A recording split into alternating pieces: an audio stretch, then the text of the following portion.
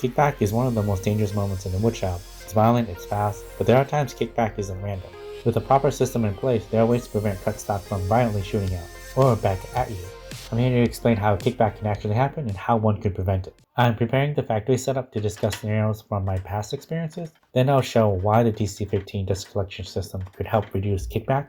But before we do that, safety first. Kickback is almost always caused by user error, specifically power cutting and raising the blade too fast. And in understanding just before you make a cut, the stock could bind or twist against the blade, resulting in kickback. There's many videos online with the same repeating theme. If the blade is spinning at full speed, if the cut hasn't stabilized, and if the blade re-engages the material at the wrong angle, at that moment the blade stops cutting, binds, and starts grabbing. That's when the cut stock becomes a projectile. In making this video, I had a hard time recreating this use case. I did try some methods to force the kickback, but again, it proved unsuccessful. I don't recommend anyone trying this at home. This is solely intended for research purposes. And with every cut, you want to ease the blade down, let it come to a complete stop, then slowly raise it back up.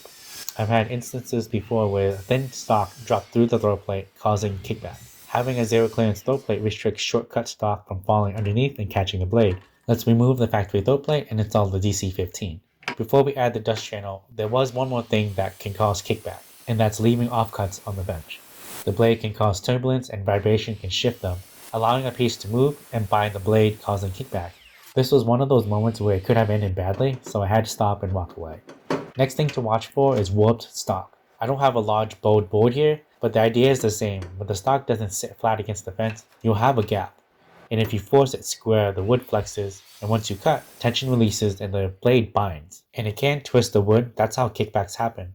Instead of forcing it, just support the stock and don't fight the cut. On my miter saw, I removed the short fence extension so the DC15 could rotate for double-sided miter cuts. While the fence helped reduce kickback, the DC15 is designed to face the stock, adding another contact point to prevent cut stock from walking. The DC15 isn't just about dust collection. The system triangulates 3 points of contact, restricting cut wood movement and travel every time you cut material. We have the zero clearance throw plate included in the DC15, preventing short stock from dropping under after each cut. Next, by taking caution by holding the blade down and letting it come to a complete stop, creating a physical wall on the left side of the cut stock, restricting movement to the left. Finally, the adjustable shroud set against the stock, it restricts cut material from moving behind the blade and catching loose material inside the shroud.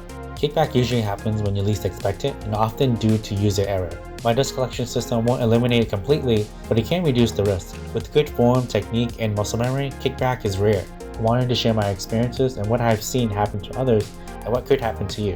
If you've experienced kickback, drop your experiences in the comments so everyone can stay conscious of safe practice. And next time, just something to look out for.